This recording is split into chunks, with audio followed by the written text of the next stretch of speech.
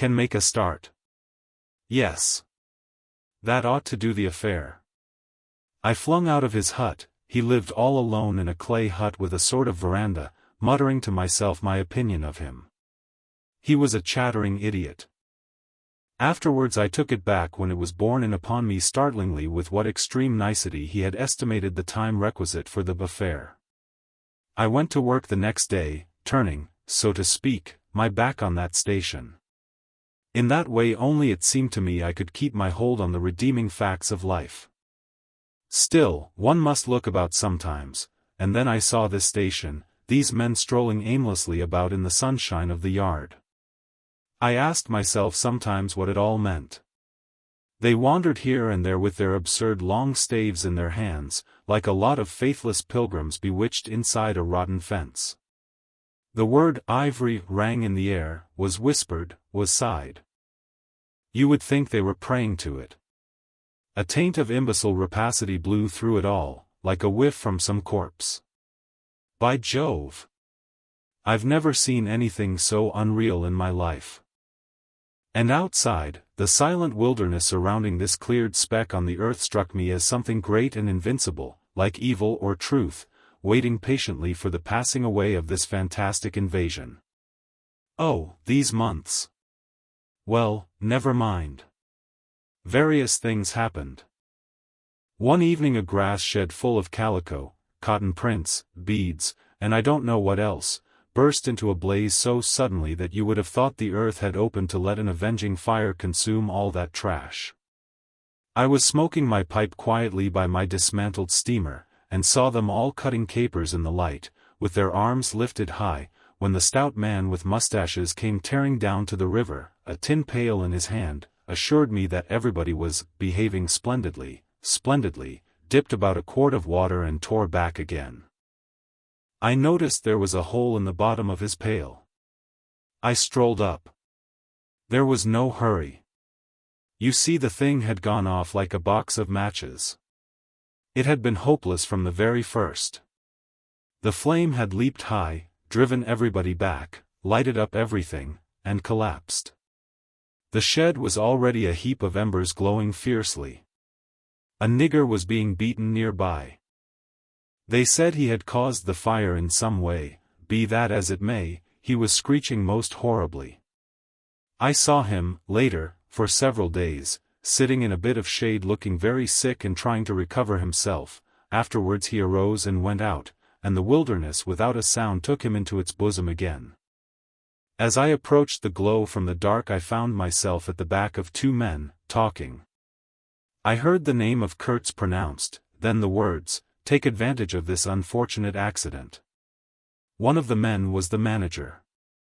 I wished him a good evening. "Did you ever see anything like it, eh? It is incredible," he said, and walked off. The other man remained. He was a first-class agent, young, gentlemanly, a bit reserved, with a forked little beard and a hooked nose. He was standoffish with the other agents, and they on their side said he was the manager's spy upon them. As to me, I had hardly ever spoken to him before.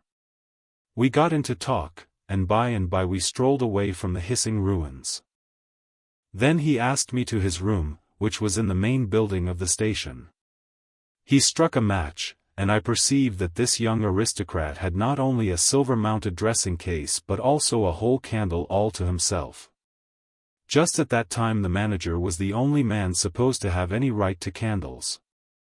Native mats covered the clay walls, a collection of spears, assegais, shields, knives was hung up in trophies. The business entrusted to this fellow was the making of bricks, so I had been informed, but there wasn't a fragment of a brick anywhere in the station, and he had been there more than a year, waiting. It seems he could not make bricks without something, I don't know what, straw maybe. Anyway, it could not be found there, and as it was not likely to be sent from Europe, it did not appear clear to me what he was waiting for. An act of special creation perhaps. However, they were all waiting, all the 16 or 20 pilgrims of them, for something, and upon my word it did not seem an uncongenial occupation, from the way they took it, though the only thing that ever came to them was disease. as far as I could see. They beguiled the time by backbiting and intriguing against each other in a foolish kind of way. There was an air of plotting about that station, but nothing came of it, of course. It was as unreal as everything else, as the philanthropic pretense of the whole concern, as their talk, as their government, as their show of work. The only real feeling was a desire to get appointed to a trading post where ivory was to be had, so that they could earn percentages. They intrigued and slandered and hated each other only on that account, but as to effectually lifting a little finger, oh, no. By heavens! There is something after all in the world allowing one man to steal a horse while another must not look at a halter. Steal a horse straight out. Very well. He has done it. Perhaps he can ride. But there is a way of looking at a halter that would provoke the most charitable of saints into a kick. I had no idea why he wanted to be sociable, but as we chatted in there it suddenly occurred to me the fellow was trying to get at something, in fact, pumping me. He alluded constantly to Europe, to the people I was supposed to know there, putting leading questions as to my acquaintances in the sepulchral city, and so on. His little eyes glittered like mica discs, with curiosity, though he tried to keep up a bit of superciliousness. At first I was astonished, but very soon I became awfully curious to see what he would find out from me. I couldn't possibly imagine what I had in me to make it worth his while. It was very pretty to see how he baffled himself, for in truth my body was full only of chills, and my head had nothing in it but that wretched steamboat business. It was evident he took me for a perfectly shameless prevaricator. At last he got angry, and, to conceal a movement of furious annoyance, he yawned. I rose. Then I noticed a small sketch in oils, on a panel, representing a woman, draped and blindfolded, carrying a lighted torch. The background was somber, almost black. The movement of the woman was stately, and the effect of the torchlight on the face was sinister. It arrested me, and he stood by civilly, holding an empty half-pint champagne bottle, medical comforts, with the candle stuck in it. To my question he said Mr. Kurtz had painted this, in this very station more than a year ago, while waiting for means to go to his trading post. Tell me, pray, said I, who is this Mr. Kurtz? The chief of the inner station, he answered in a short tone, looking away. Much obliged, I said, laughing. And you are the brickmaker of the central station. Every one knows that. He was silent for a while. He is a prodigy, he said at last. He is an emissary of pity and science and progress, and devil knows what else. We want, he began to declaim suddenly, for the guidance of the cause entrusted to us by Europe, so to speak, higher intelligence, wide sympathies, a singleness of purpose. Who says that? I asked. Lots of them, he replied. Some even write that, and so he comes here, a special being, as you ought to know. Why ought I to know? I interrupted, really surprised. He paid no attention. Yes. Today he is chief of the best station, next year he will be assistant manager, 2 years more but I dare say you know what he will be in 2 years' time. You are of the new gang, the gang of virtue. The same people who sent him specially also recommended you. Oh, don't say no. I've my own eyes to trust. Light dawned upon me. My dear aunt's influential acquaintances were producing an unexpected effect upon that young man. I nearly burst into a laugh. Do you read the company's confidential correspondence? I asked. He hadn't a word to say. It was great fun. When Mr. Kurtz, I continued, severely, is general manager, you won't have the opportunity. He blew the candle out suddenly, and we went outside. The moon had risen. Black figures strolled about listlessly, pouring water on the glow, whence proceeded a sound of hissing, steam ascended in the moonlight, the beaten nigger groaned somewhere. "What a row the brute makes," said the indefatigable man with the mustaches, appearing near us. "Serve him right. Transgression, punishment, bang. Pitiless, pitiless. That's the only way. This will prevent all conflagrations for the future." I was just telling the manager. He noticed my companion, and became crestfallen all at once. "Not in bed yet," he said, with a kind of servile heartiness. "It's so natural." Ha! Danger, agitation. He vanished. I went on to the riverside, and the other followed me. I heard a scathing murmur at my ear, "Heap of muffs, go to." The pilgrims could be seen in knots gesticulating, discussing. Several had still their staves in their hands. I verily believe they took these sticks to bed with them. Beyond the fence the forest stood up spectrally in the moonlight, and through that dim stir, through the faint sounds of that lamentable courtyard, the silence of the land went home to one's very heart, its mystery, its greatness, the amazing reality of its concealed life. The hurt nigger moaned feebly somewhere nearby, and then fetched a deep sigh that made me mend my pace away from there. I felt a hand introducing itself under my arm. "My dear sir," said the fellow, "I don't want to be misunderstood, and especially by you, who will see Mr. Kurtz long before I can have that pleasure. I wouldn't like him to get a false idea of my disposition." I let him run on, this papier-mâché Mephistopheles, and it seemed to me that if I tried I could poke my forefinger through him, and would find nothing inside but a little loose dirt, maybe.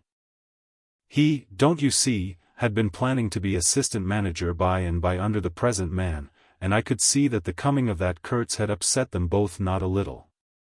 He talked precipitately, and I did not try to stop him. I had my shoulders against the wreck of my steamer, hauled up on the slope like a carcass of some big river animal. The smell of mud, of primeval mud, by Jove, was in my nostrils, the high stillness of primeval forest was before my eyes, there were shiny patches on the black creek. The moon had spread over everything a thin layer of silver, over the rank grass, over the mud, upon the wall of matted vegetation standing higher than the wall of a temple, over the great river I could see through a somber gap glittering, as it flowed broadly by without a murmur. All this was great, expectant, mute, while the man jabbered about himself. I wondered whether the stillness on the face of the immensity looking at us two were meant as an appeal or as a menace. What were we who had strayed in here? Could we handle that dumb thing, or would it handle us? I felt how big, how confoundedly big, was that thing that couldn't talk, and perhaps was deaf as well. What was in there? I could see a little ivory coming out from there, and I had heard Mr. Kurtz was in there. I had heard enough about it, too, God knows. Yet somehow it didn't bring any image with it, no more than if I had been told an angel or a fiend was in there. I believed it in the same way one of you might believe there are inhabitants in the planet Mars. I knew once a Scotch sailmaker who was certain, dead sure, there were people in Mars. If you asked him for some idea how they looked and behaved, he would get shy and mutter something about walking on all fours. If you as much as smiled, he would, though a man of 60, offer to fight you. I would not have gone so far as to fight for Kurtz, but I went for him near enough to a lie. You know I hate, detest, and can't bear a lie, not because I am straighter than the rest of us, but simply because it appalls me. There is a taint of death, a flavor of mortality in lies, which is exactly what I hate and detest in the world, what I want to forget. It makes me miserable and sick, like biting something rotten would do. Temperament, I suppose. Well, I went near enough to it by letting the young fool there believe anything he liked to imagine as to my influence in Europe. I became in an instant as much of a pretense as the rest of the bewitched pilgrims. This simply because I had a notion it somehow would be of help to that Kurtz whom at the time I did not see, you understand. He was just a word for me. I did not see the man in the name any more than you do. Do you see him? Do you see the story? Do you see anything? It seems to me I am trying to tell you a dream, making a vain attempt, because no relation of a dream can convey the dream sensation, that commingling of absurdity, surprise, and bewilderment in a tremor of struggling revolt, that notion of being captured by the incredible which is of the very essence of dreams. He was silent for a while.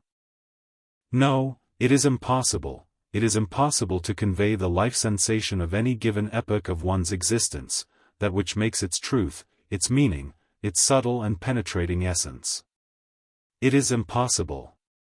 We live, as we dream, alone. He paused again as if reflecting, then added, of course in this you fellows see more than I could then. You see me, whom you know. It had become so pitch dark that we listeners could hardly see one another.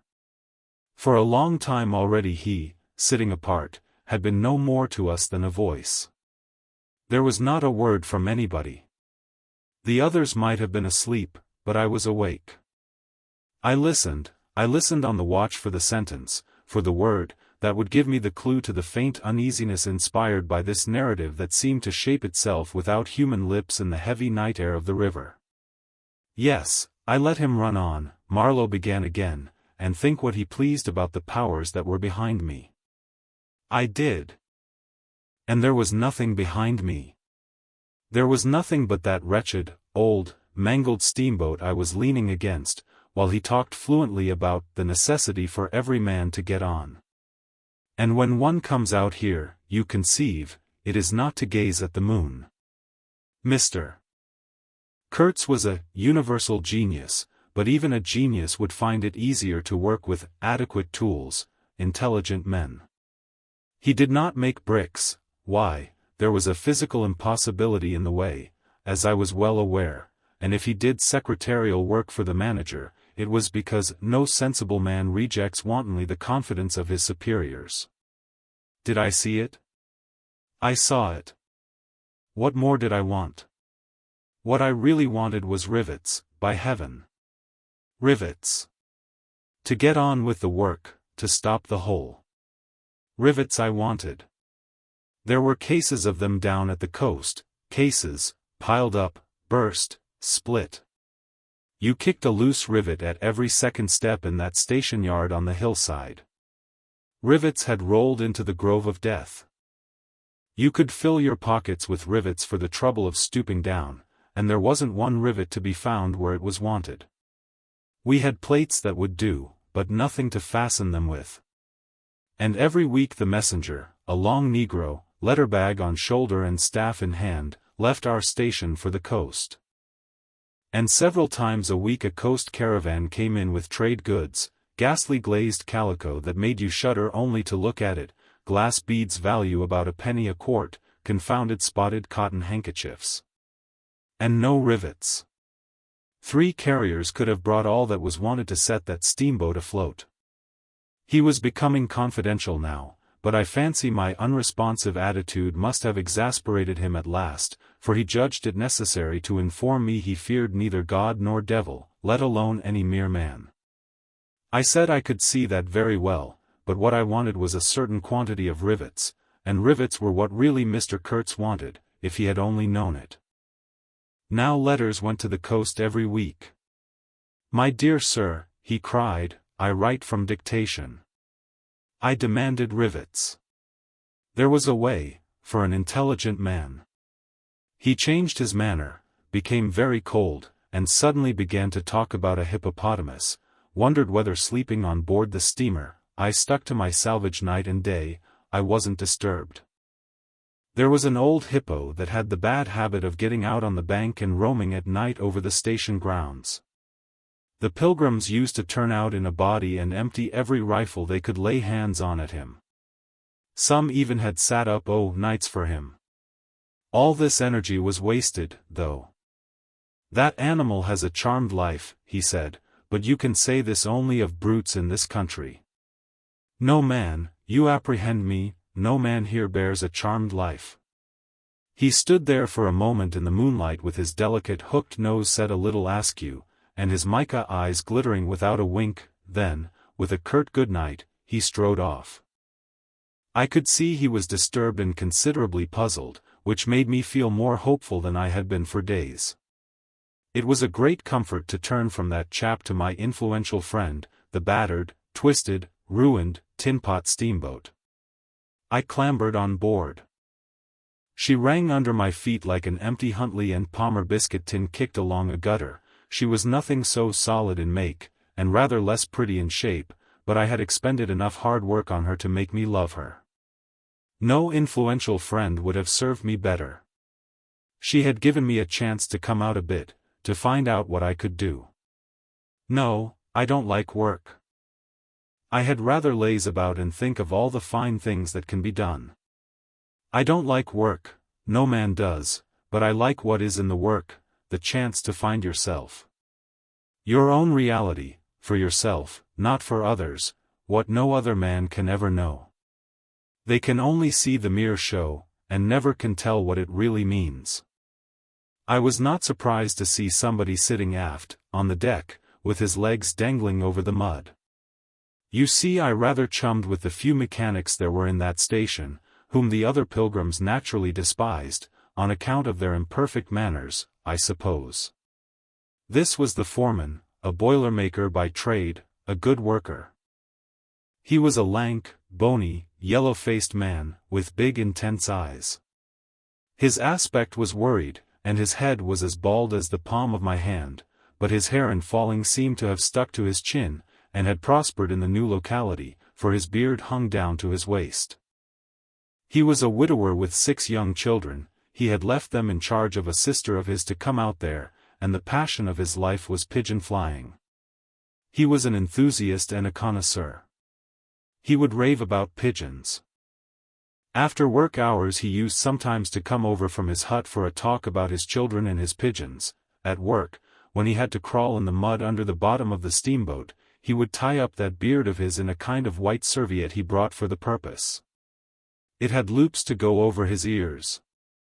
In the evening he could be seen squatted on the bank rinsing that wrapper in the creek with great care, then spreading it solemnly on a bush to dry. I slapped him on the back and shouted, "We shall have rivets."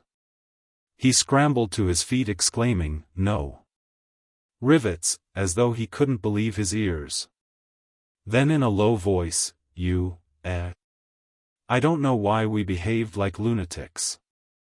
I put my finger to the side of my nose and nodded mysteriously. "Good for you," he cried, snapped his fingers above his head, lifting one foot. I tried a jig. We capered on the iron deck. A frightful clatter came out of that hulk, and the virgin forest on the other bank of the creek sent it back in a thundering roll upon the sleeping station. It must have made some of the pilgrims sit up in their hovels. A dark figure obscured the lighted doorway of the manager's hut, vanished, then, a second or so after, the doorway itself vanished, too. We stopped, and the silence driven away by the stamping of our feet flowed back again from the recesses of the land. The great wall of vegetation, an exuberant and entangled mass of trunks, branches, leaves, boughs, festoons, motionless in the moonlight, was like a rioting invasion of soundless life, a rolling wave of plants, piled up, crested, ready to topple over the creek, to sweep every little man of us out of his little existence. And it moved not. A deadened burst of mighty splashes and snorts reached us from afar, as though an ichthyosaurus had been taking a bath of glitter in the great river. "After all," said the boiler-maker in a reasonable tone, "why shouldn't we get the rivets?" Why not, indeed? I did not know of any reason why we shouldn't. "They'll come in 3 weeks," I said confidently. But they didn't. Instead of rivets there came an invasion, an infliction, a visitation. It came in sections during the next 3 weeks, each section headed by a donkey carrying a white man in new clothes and tan shoes, bowing from that elevation right and left to the impressed pilgrims. A quarrelsome band of footsore sulky niggers trod on the heels of the donkey, a lot of tents, camp stools, tin boxes, white cases, brown bales would be shot down in the courtyard, and the air of mystery would deepen a little over the muddle of the station. 5 such installments came, with their absurd air of disorderly flight with the loot of innumerable outfit shops and provision stores, that, one would think, they were lugging, after a raid, into the wilderness for equitable division. It was an inextricable mess of things decent in themselves but that human folly made look like the spoils of thieving. This devoted band called itself the El Dorado Exploring Expedition, and I believe they were sworn to secrecy. Their talk, however, was the talk of sordid buccaneers. It was reckless without hardihood, greedy without audacity, and cruel without courage. There was not an atom of foresight or of serious intention in the whole batch of them, and they did not seem aware these things are wanted for the work of the world. To tear treasure out of the bowels of the land was their desire, with no more moral purpose at the back of it than there is in burglars breaking into a safe.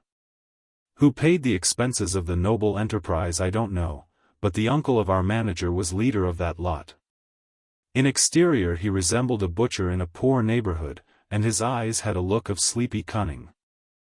He carried his fat paunch with ostentation on his short legs, and during the time his gang infested the station spoke to no one but his nephew. You could see these two roaming about all day long with their heads close together in an everlasting confab.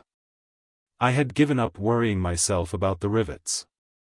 One's capacity for that kind of folly is more limited than you would suppose. I said hang, and let things slide. I had plenty of time for meditation, and now and then I would give some thought to Kurtz. I wasn't very interested in him. No.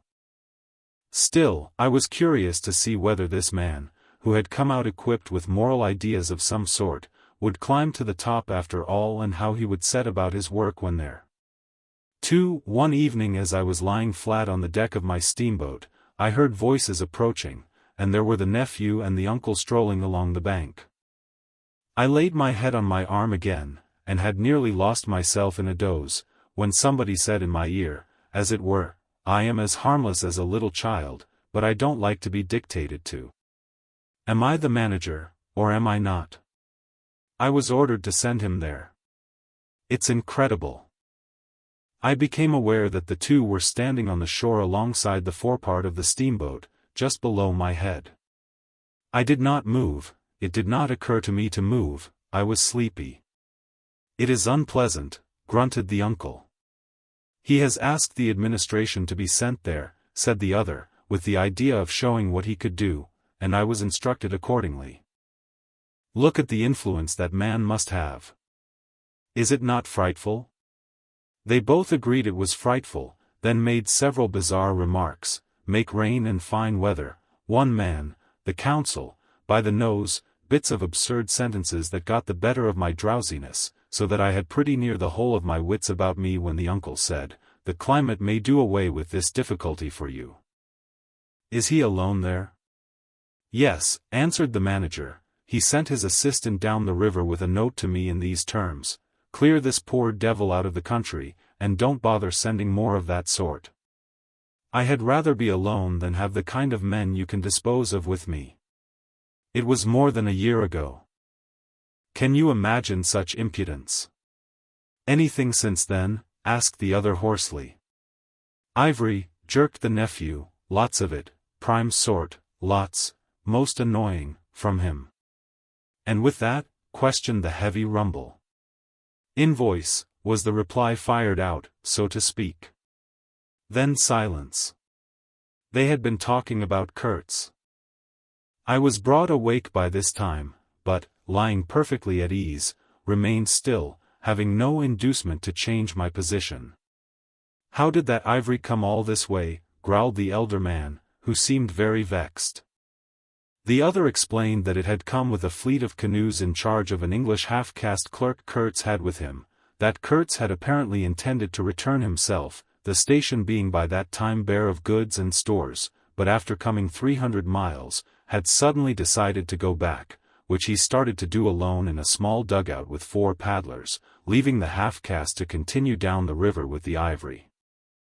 The two fellows there seemed astounded at anybody attempting such a thing. They were at a loss for an adequate motive. As to me, I seemed to see Kurtz for the first time. It was a distinct glimpse, the dugout, 4 paddling savages, and the lone white man turning his back suddenly on the headquarters, on relief, on thoughts of home, perhaps, setting his face towards the depths of the wilderness, towards his empty and desolate station. I did not know the motive. Perhaps he was just simply a fine fellow who stuck to his work for its own sake. His name, you understand, had not been pronounced once. He was that man.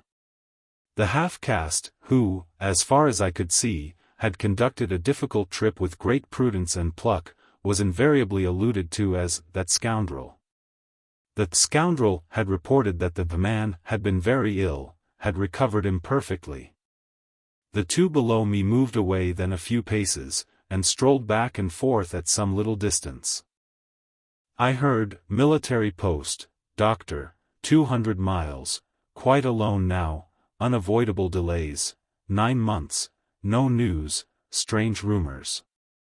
They approached again, just as the manager was saying, no one, as far as I know, unless a species of wandering trader, a pestilential fellow, snapping ivory from the natives. Who was it they were talking about now? I gathered in snatches that this was some man supposed to be in Kurtz's district, and of whom the manager did not approve.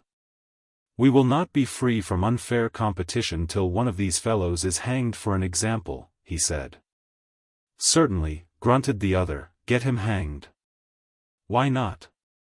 Anything can be done in this country. That's what I say.